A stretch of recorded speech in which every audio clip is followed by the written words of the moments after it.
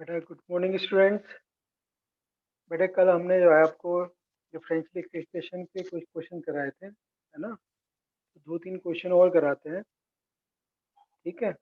जिसमें कि है ना, हमको ये डिसाइड करना होगा कि ये फाइंड आउट करना होगा कि किसको क्या लेट करना है ना। D y upon d x is equal to a question cos x plus Y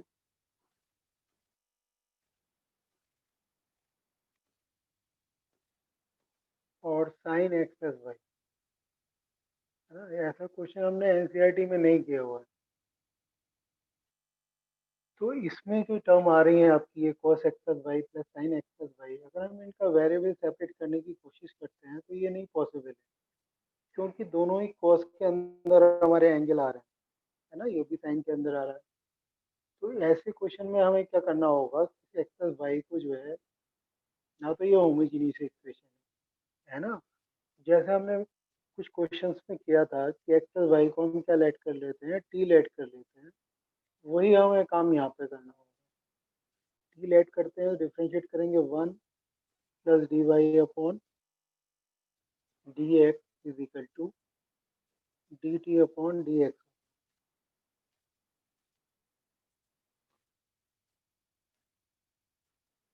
यहाँ पर हमने d y upon d x की जगह वैल्यू पुट करते हैं तो कितना हो जाएगा, ये हो जाएगा d t upon d x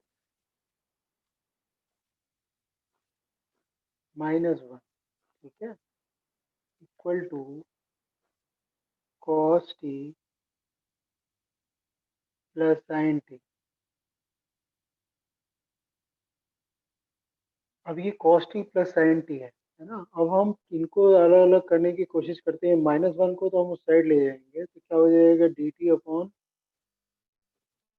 D x is equal to cos t plus sine t +1। हम वेरिएबल सेपरेट करने के लिए dx को, सभी ये टर्म टी में आ रही है तो हम इनको dt के नीचे लिखेंगे डिनोमिनेटर में। तो dt upon cos t plus sine t +1 equal to, यहाँ पर 1 आ गया आपका 1 dx। इसको हम इंटीग्रेट करेंगे। अब ये दोनों term cos t plus sine t +1 आ रहा है ना। ऐसा क्वेश्चन हमने नहीं किया हुआ है पहले, इंटीग्रेशन में भी शायद ऐसा क्वेश्चन नहीं आया था। तो cos t plus sine T, इसमें हम अगर इसको टी लेट करते हैं या कोई भी और वेरिएबल लेट करें तो उसका डिफरेंशिएशन ऊपर अवेलेबल नहीं है, ठीक है ना। तो इसको कंप्यूटिंग स्क्वायर से हम कर सकते हैं। तो उसमें देखो ट्रिग्नोमेट्री में जो है कुछ ये फॉर्मूला था 11th के अंदर कि हम इसको tan में कन्वर्ट कर सकते हैं। tan में कन्वर्ट करने के लिए cos 2 थीटा का फॉर्मूला था 1 माइनस tan स्क्वायर थीटा। यहाँ पे t/2 हो जाएगा 1 plus cos square tan square theta. तो tan स्क्वायर t/2। इसी तरीके से sin t में भी फॉर्मूला था जो tan की टर्म में था। इसको हम लिख सकते हैं 2 tan t/2 divided by 1 plus tan square t/2। ये आपका +1 एज इट इज रहेगा। तो इसको हमने इस तरीके से कन्वर्ट कर लिया है। अब इससे फायदा क्या होगा, देखो ये 1 प्लस tan स्क्वायर t/2 है, ये हमारा डिनोमिनेटर का एलसीएम हो जाएगा और इसको हम न्यूमरेटर में कन्वर्ट कर लेंगे। तो इसकी वैल्यू जो है यहाँ पर तो आपका 1 है, 1 का इंटीग्रेशन तो देखो x हो गया, x प्लस सी लिख सकते हो आप, कांस्टेंट ऑफ इंटीग्रेशन। यहाँ पर हम इसको लिख रहे हैं 1 प्लस tan स्क्वायर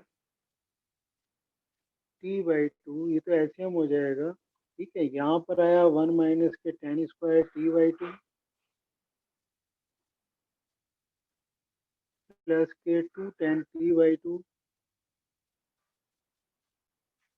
और यहाँ पर हमने जब एलसीएम लिया तो 1 प्लस के tan स्क्वायर t/2। तो ये वाली जो टर्म है ये आपकी कैंसिल हो रही है। 1 और 1 को हम ऐड कर सकते हैं। जब हमने इसको ऐड किया, ठीक है, 1 plus tan square t by two तो क्या हो गया, sec square t by two हो गया। यहाँ पर वन वन को ऐड किया हमने तो टू प्लस टू, आप कॉमन लेना चाहे तो टू कॉमन ले सकते हैं, तो one plus ten t by two हो जाएगा। ठीक है, अब इसको हमने डी टी हमने इंटीग्रेट करना है ना। यहाँ तो आपका x plus c as it is चलता आ रहा है।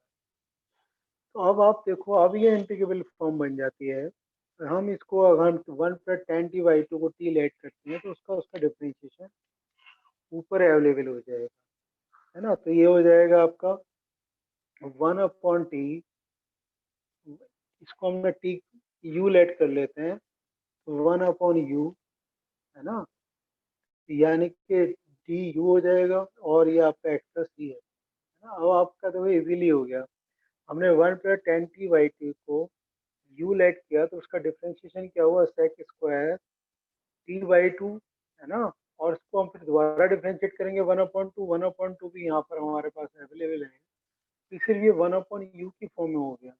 वन अपॉन यू का जो इंटीग्रेशन है कितना होगा, वो लॉग यू हो जाएगा। तो ये आपका आ गया आपका लॉग यू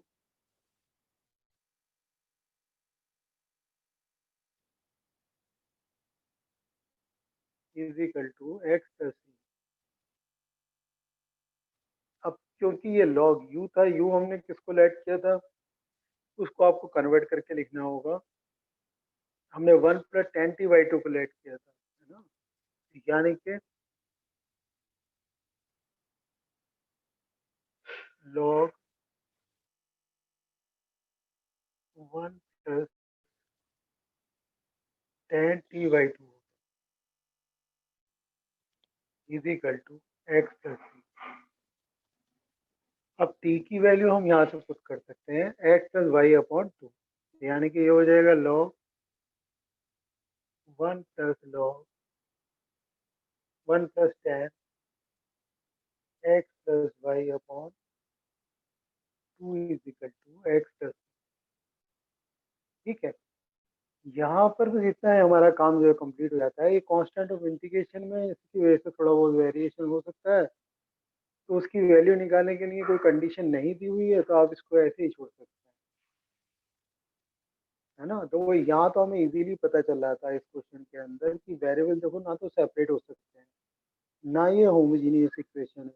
तो ऐसी जब भी कभी कंडीशन आती है तो हम पहले भी हमने क्वेश्चन में क्या किया है कि हम टी लेट कर लेते हैं और उसको बाद हो सकता है फिर ऐसी फॉर्म बन जाती है जिसमें वेरिएबल सेपरेट हो पाए। तो वेरिएबल सेपरेट होने के बाद ऐसा क्वेश्चन हमने किया हुआ था, लेकिन ऐसा क्वेश्चन नहीं किया हुआ था जिसमें कि कॉस टी और साइन टी आ रहा हो और उसमें हमने ट्रिग्नोमेट्री का ये फार्मूला यूज किया हो, इसलिए मैंने आपको ये क्वेश्चन बताया।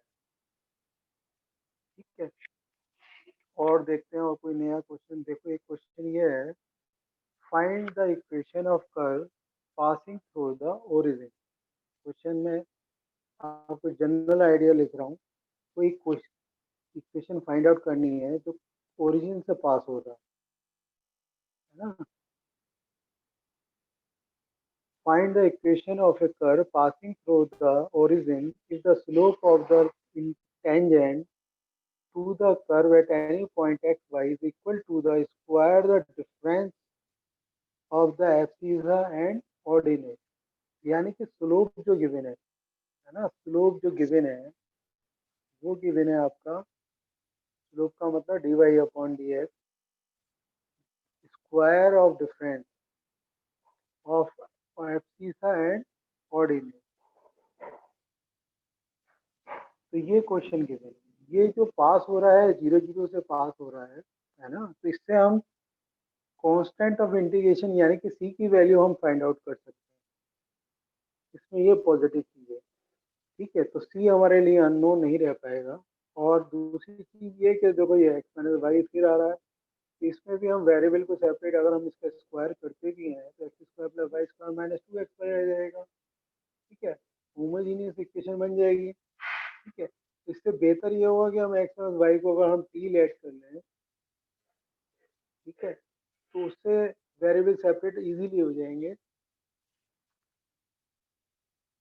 X square plus y square, तब भी वही बात पड़ेगी चाहे आप इसको ओपन कर करके होमोजेनियस इक्वेशन में कन्वर्ट करके करना चाहें उससे भी हम कर सकते हैं, या हम डायरेक्टली एक्स माइनस वाई को टी लेट करके करना चाहें तब भी ये हो जाएगा, दोनों तरीके से हो सकता है। इसको हमने डिफ्रेंशिएट किया तो d y upon d x हो गया और ये d t upon d x. ये वैल्यू हमने इसके अंदर पुट की, d y upon d x की जगह पुट करेंगे तो ये आ जाएगा 1 - k d t upon d x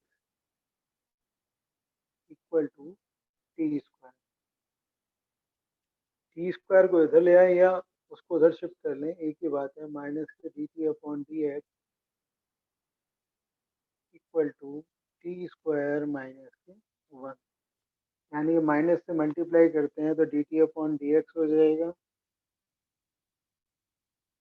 1 minus के टी स्क्वायर।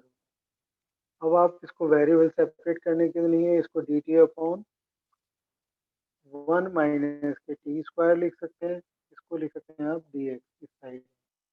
अब ये वेरिएबल सेपरेट हो चुके हैं, फिर हमने इसको इंटीग्रेट कर लिया। इंटीग्रेट करने में हम जो कौन सा फार्मूला यूज़ करेंगे, ए स्क्वायर माइनस एक्स स्क्वायर।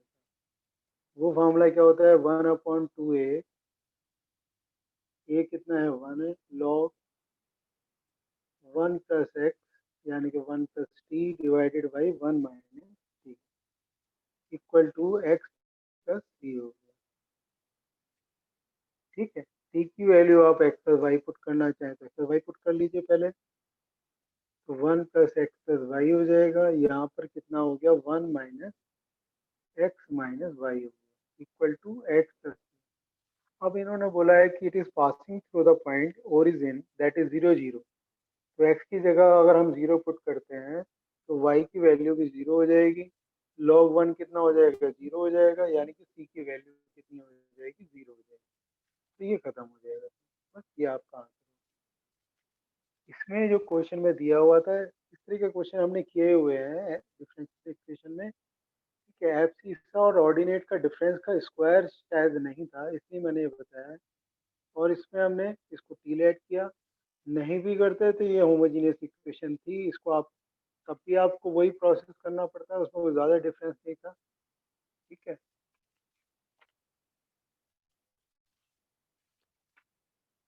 फिर ये क्वेश्चन थोड़ा सा अलग है, इसमें देखो क्वेश्चन नंबर 20, ये क्वेश्चन है, इसको देखो ध्यान से। Find the equation of A curve passing through the point 1 1। ये कह रहे हैं 1 1 से पास हो रहा है, तो इसका मतलब सी की वैल्यू निकाल सकते हैं। If the tangent drawn at any point P x y on the curve meets the coordinate axis at A and B such that P is the midpoint। मतलब ये कहना चाह रहे हैं कि कोई कर्व है, इस पे अगर हम टेंजेंट ड्रॉ करते हैं तो टेंजेंट ड्रॉ करने पर क्या हो रहा है कि जहाँ मीट कर रहा है ये मिड पॉइंट है इन पॉइंट का। ठीक है, ये जो दिया हुआ है ये मिड पॉइंट दिया हुआ है। ठीक है, तो ये मिड पॉइंट है, अगर तो ये हमें पॉइंट नहीं पता है, ये एक्स वाई जो है वो मिड पॉइंट है। जब एक्स वाई मिड पॉइंट होगा तो ये वाला जो पॉइंट होगा कोऑर्डिनेट क्या हो जाएगा, 2x, 0 हो जाएगा, और ये पॉइंट क्या हो जाएगा, 0, 2y हो जाएगा। बस इतनी सी बात है जो समझने की है। टेंजेंट कर्व पर जो टेंजेंट है उसकी कोऑर्डिनेट दिए हुए हैं, है ना, ये कोऑर्डिनेट दिया हुआ है, गिवन है एक्स वाई। ये हम अपनी तरफ से हमने यूज किया है कि कोऑर्डिनेट एक्सिस को कहाँ इंटरसेक्ट करेगा, क्योंकि ये मिड पॉइंट है। तो x1 प्लस x2 अपॉन 2 कितना होना चाहिए, वो x के बराबर आना चाहिए, y1 प्लस y2 अपॉन 2 वो y के बराबर आना चाहिए। बस इतनी सी चीज़ है जो हमें यूज़ करनी थी। तो अब हम इसका स्लोप निकाल सकते हैं। स्लोप कितना हो जाता है, स्लोप को हम डिफरेंशियल फॉर्म में लिखते हैं तो d y upon d x होता है, और हमें कोऑर्डिनेट पता है तो y2 माइनस y1 यानी कि 2y माइनस के 0 और 0 माइनस के 2x। ऐसे अगर हम इसको लिखते हैं तो इसकी वैल्यू माइनस के y अपॉन एक्स हो जाएगी। तो दोनों ही तरीके से हमने निकाला है स्लोप। है ना, तो दोनों को हमने इक्वेट कर दिया। अब इसके वेरिएबल आप देखो इजीली सेपरेट हो रहे हैं, तो डी वाई अपॉन वाई, और इसको हमने क्या लिख दिया, माइनस के 1/x dx लिख दिया। इसको हमने इंटीग्रेट कर दिया। जब इंटीग्रेट करेंगे तो ये log y हो जाएगा, ये आपका माइनस का log x हो गया। अब सारी वैल्यू आपकी उसमें आ रही है, लॉग में आ रही है, तो c को भी हमने लॉग में ले लिया, तो log y plus log c log x is equal to log c हो गया। इसको हम मिलाना चाहें तो log y c y x sorry x y equal to log c लिख सकते हैं। टेकिंग एंटी लॉग, तो x y is equal to आपका सी हो गया। Because it is passing through 1 1, तो यानी कि सी की वैल्यू कितनी हो जाएगी, वो 1 हो जाएगी, यानी कि log 1 की वैल्यू 0 हो गई। Sorry, x y is equal, अब तो हमने log हटा चुके हैं, तो एक्स वाई की वैल्यू कितनी हो जाएगी, ये 1 हो गई। ये हमारी रिक्वायर्ड इक्वेशन हो गई जो हमें निकालनी थी। जो वो क्वेश्चन आप दोबारा पढ़ो क्योंकि बुक आपके पास नहीं है, इसलिए मैं दोबारा रीड कर रहा हूँ। इसमें क्वेश्चन में क्या था, find the equation of A curve passing through the point 1 1 if the tangent drawn at any point pxy on the curve meets the coordinate axis at a and b such that p is the midpoint of ab। ये a और b जो दो point है, इन coordinate axis पर, ठीक है, p जो point है वो आपका मिड पॉइंट दिया हुआ है जो कि कर्व पर टेंजेंट,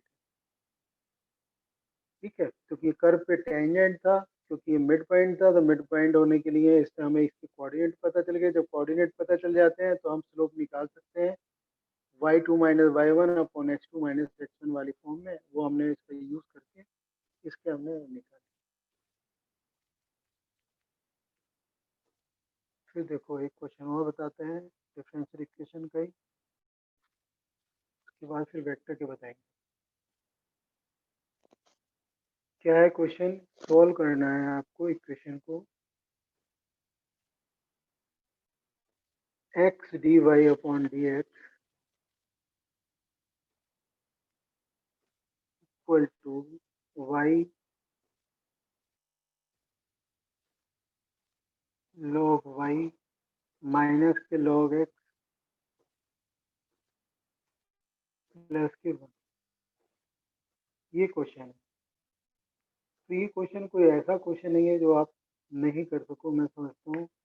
अब आप क्या करोगे इसके अंदर, देखो ये होमोजीनियस इक्वेशन तो ये है नहीं, है ना, वेरिएबल भी इजीली सेपरेट नहीं हो रहे हैं। अभी लग रहा है आपको वेरिएबल सेपरेट हो रहे हैं, लेकिन हमारे पास ये जो टर्म आ रही है x, है ना, इसको हम यूज करते हैं।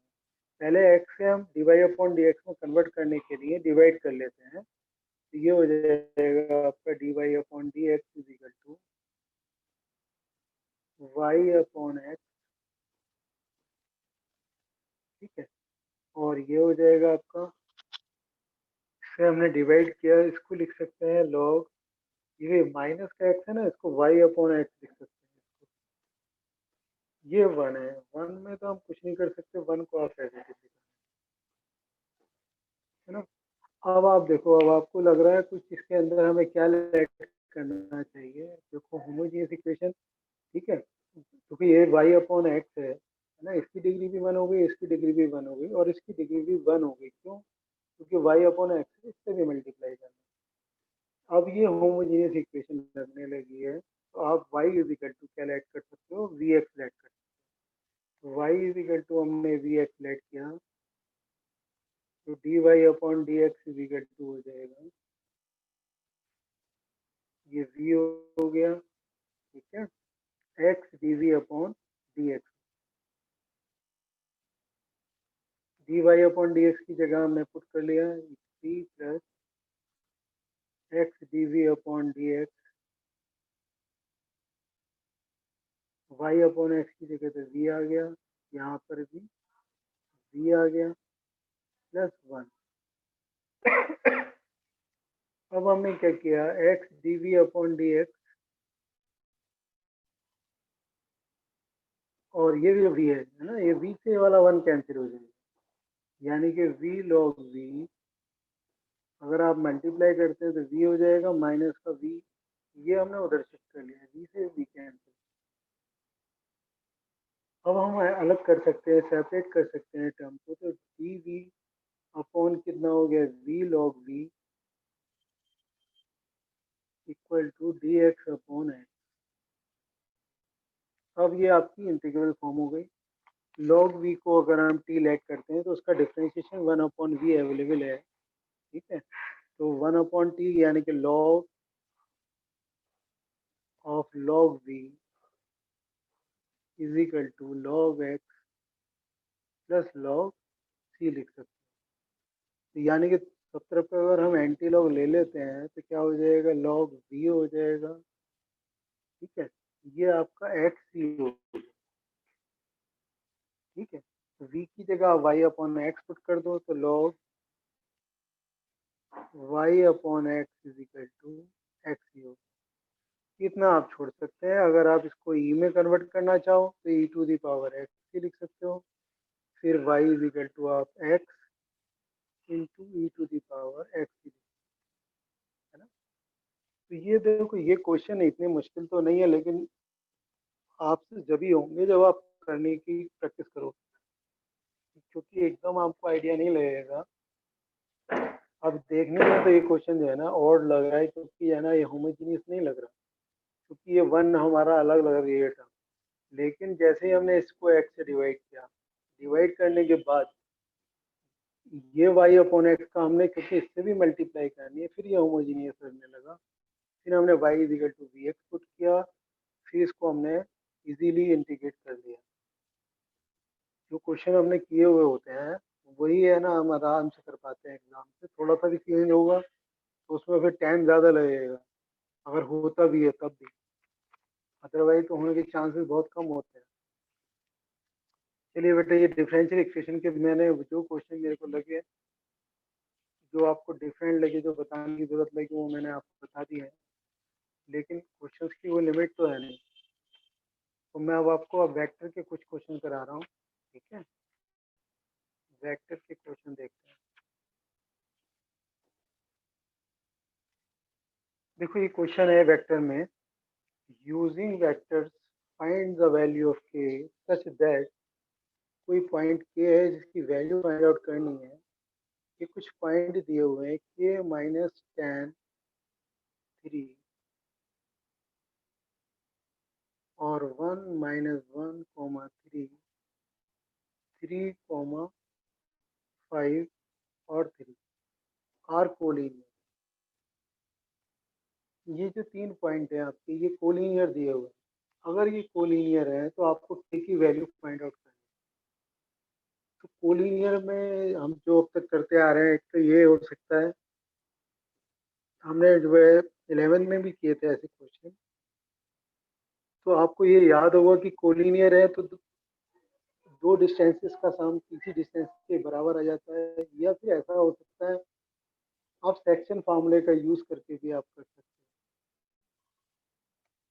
सपोज करिए कि ये जो पॉइंट है, इन दोनों पॉइंट को किसी न किसी रेशो में डिवाइड करेंगे, है ना। तो ये वो दो जो पॉइंट अगर हमने लिए हैं, ठीक है, कोई भी पॉइंट कहीं भी लाई कर सकता है, ये हमें नहीं पता कि कौन सा पॉइंट कहाँ पर है। हमारे पास 3 पॉइंट हैं, ये गिवन है। ये तीनों पॉइंट कैसे हैं, कोलिनियर है। किसी भी पॉइंट को आप कहीं भी ले लीजिए। चलिए मैं इस के वाले पॉइंट को यहाँ मिडिल में ले लेता हूँ, के माइनस टेन और 3। और ये पॉइंट हमने जो लिया ये यहाँ ले लेते हैं, 1 माइनस 1 3। और सी वाले पॉइंट को हमने ले लिया 3 5 और 3 को यहाँ ले लिया, क्योंकि ये पॉइंट जो है बी इन दोनों को किसी रेशो में डिवाइड करेगा। वो रेशो हमने मान लिया, सपोज करिए एम रेशो एम। इस वाले पॉइंट का यूज करते हैं, किसी भी एक कोऑर्डिनेट का हम यूज कर सकते हैं, -10 it should be equal to 5 into m और -1 into n divided by m plus n. तो -10 एम माइनस के tan n equal to 5m minus के n। जो m वाली टर्म को हम एक साइड कर लेते हैं तो माइनस के 15m इजिकल टू कितना हो जाएगा, प्लस का 9n हो जाएगा। यानी कि m अपॉन n जो है 9/15 के इक्वल। ठीक है, माइनस का आ रहा है, माइनस का आ रहा है तो इसका मतलब ये पॉइंट जो पी है वो कहीं इनके बीच में लाई नहीं कर रहा है, वो साइड में कहीं लाई कर रहा है माइनस का होने का मतलब। तो उससे कोई फर्क नहीं पड़ रहा है, जिस रेशो में ये पॉइंट डिवाइड कर रहा है -10 वाला, उसी रेशो में ये पॉइंट के भी डिवाइड करना चाहिए। तो इसका हम यूज कर सकते हैं। ठीक है, एम को हमने सपोज करो -3 ले लिया और एन को हमने 5 ले लिया। तो अब हम इसका यूज करने के लिए के की वैल्यू निकालने के लिए हमने इसका यूज किया, तो के इज इक्वल टू कितना हो जाएगा, -3 हम इसको दे रहे हैं तो -3 इंटू 3 यानी कि -9 हो गया। ठीक है, और एन को हमने 5 लिया है, 5 इंटू 1 डिवाइडेड बाई क्या करेंगे हम, m minus m plus n करेंगे तो एम की वैल्यू -3 है और उसकी वैल्यू हमने 5 ली। तो माइनस के 4 डिवाइडेड बाई 2 यानी कि के की वैल्यू कितनी आ रही है, वो -2 आ रही है। तो इसका हमने यूज करके के की वैल्यू हमने इजीली कैलकुलेट कर ली। अगर हम डिस्टेंस फार्मूला लगाते, दो डिस्टेंसेस का सम तीसरी डिस्टेंसेस के इक्वल रखते, तब भी हम इसको सॉल्व कर सकते थे, लेकिन उसमें रूट में होने की वजह से कैलकुलेशन थोड़ी डिफिकल्ट हो जाती है ना। तो इससे सेकंड फार्मूले का अगर आप यूज करेंगे तो आप इजीली कर पाएंगे। ठीक है, comparatively to using the distance formula. चलिए फिर एक क्वेश्चन ये गिवन है, a vector plus b vector plus c vector given है इक्वल टू 0। अब शो करना है आपको कि a vector cross B vector और b vector cross C vector equal to c vector cross A vector. फिर इंटरप्रेट द रिजल्ट ज्योमेट्रिकल। इसको हमें ज्योमेट्रिकली भी इंटरप्रेट करना है, इसका मतलब क्या है। तो इसको हमें प्रूव करना तो देखो आसान नहीं, मुश्किल नहीं है। तो इसको हमने क्या किया, इसी को ए वेक्टर के साथ हमने क्रॉस प्रोडक्ट ले लिया। ठीक है, a vector plus b vector plus c vector equal to a vector cross 0 vector. ठीक है, तो यहाँ पर ए क्रॉस ए तो 0 हो जाएगा, A cross B plus A vector cross C vector equal to कितना हो गया, 0 हो गया। ठीक है, तो इसको हम क्या लिख सकते हैं, A vector cross B vector minus के ए क्रॉस सी होगा तो इसको सी क्रॉस ए लिख सकते हैं। जैसे हमने ए क्रॉस बी से एक मल्टीप्लाई किया ए वेक्टर से, उसी तरीके से अगर हम बी वेक्टर से मल्टीप्लाई करते हैं तो b vector cross A vector plus b vector plus c vector equal to, ये कितना आ जाएगा, बी वेक्टर क्रॉस ए vector, B vector cross B vector 0 हो जाएगा, b vector cross C vector is equal to 0 हो गया। यानी कि इसको मैं उस साइड ले जाता हूँ तो बी वेक्टर क्रॉस सी वेक्टर माइनस का बी वेक्टर क्रॉस ए वेक्टर होगा तो प्लस में लिखने के लिए उसको आप इंटरचेंज कर सकते हैं, क्योंकि A vector cross B vector equal होता है माइनस बी वेक्टर क्रॉस ए वेक्टर। ठीक है, तो इस तरीके से आपने इसको लिख लिया। तो यहाँ हम देख रहे हैं कि a vector cross B vector बराबर है B vector cross C vector के, B cross vector cross C vector बराबर है इसके, है ना? तो ये तीनों ही वेक्टर कैसे हो गए, ये इक्वल हो गए, A vector cross B vector,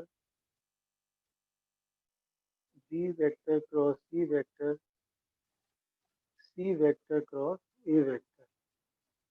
इसका ज्योमेट्रिकली मीनिंग क्या है? जैसे सपोज करो कि आप ए वेक्टर आपने ये बनाया हुआ है ना, और बी वेक्टर आपने ये बनाया, तो बी वेक्टर के इसके पैरेलल अगर हमने यहाँ पे ड्रॉ किया तो ये एक पैरेललोग्राम हो गया, ये बी वेक्टर है, ये आपका सी वेक्टर है ना, इनका रिजल्टेंट वेक्टर मान लीजिए सी वेक्टर। तो इसके पैरेलल ही अगर हम इसको लाइन को ज्वाइन करते हैं, तो किसी भी पैरेललोग्राम का जो एरिया होता है ना, वो ए वेक्टर क्रॉस बी वेक्टर के बराबर होता है। तो ए वेक्टर क्रॉस बी वेक्टर बराबर हो गया ए वेक्टर क्रॉस सी वेक्टर के। ठीक है, इसका मतलब ये प्रूव कर रहा है कि सेम बेस और सेम पैरेलल लाइन के बीच में बनने वाले पैरेललोग्राम का एरिया कैसा होता है, इक्वल होता है, जो हम पिछली क्लासेस में हम कर चुके हैं, 9th में हमने किया था, area between same base and same parallel line are equal. ठीक है, तो यहाँ पर अगर हम सेम बेस और सेम पैरेलल लाइन के बीच में लेते हैं तो कैसा होगा वो एरिया, तो वो आपका इक्वल होगा। ये ज्योमेट्रिकली आपका हमने इसको इंटरप्रेट किया है। और आप, ये क्वेश्चन है जिसमें आपको ये पता है, हमें ये प्रूव करना है कि sine square alpha sine square beta plus sine square gamma जो होता है वो इक्वल टू 2 होता है, where alpha beta gamma are the angle which are made with x axis y axis and z axis. ठीक है, ये तो आपने देखो पढ़ा है कि l square plus m square plus n square is equal to 1 होता है। एल का मतलब है कि cos square, direction cosine, cos square alpha plus cos square beta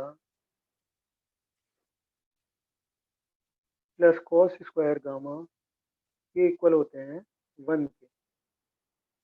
ठीक है, तो यहाँ पर हम कॉस स्क्वायर अल्फा की जगह अगर मैं 1 माइनस के साइन स्क्वायर अल्फा लिख दूँ, कॉस स्क्वायर बीटा की जगह 1 माइनस के साइन स्क्वायर बीटा लिख दूँ, इसकी जगह 1 माइनस के साइन स्क्वायर गामा लिख दूँ, इक्वल टू कितना हो जाएगा 1। तो यहाँ हम तीनों को अगर ऐड करते हैं तो sine square alpha plus sine square beta plus sine square gamma equal to कितना हो जाएगा 2 हो जाएगा। क्यों, 1 प्लस 1 1 3 हो जाएगा, उधर ले जाएंगे तो माइनस का 2 हो जाएगा, माइनस से मल्टीप्लाई करके ये हमारा प्रूव हो गया। ठीक है, इस तरीके से हमने इसके जो क्वेश्चन है वेक्टर वाले यहाँ पे कुछ क्वेश्चन कराए हैं। ये क्वेश्चन वो क्वेश्चन है जो पहले या तो आ चुके हैं या इस टाइप के क्वेश्चन आए हैं पूरे। तो आज हम जो है ना इतने ही क्वेश्चन करा रहे हैं आपको। ठीक है, बाकी अब जब क्लास होगी तब कराएंगे। ठीक है, इसी तरीके से आप रिवाइज करते रहिएगा। ठीक है, थैंक यू।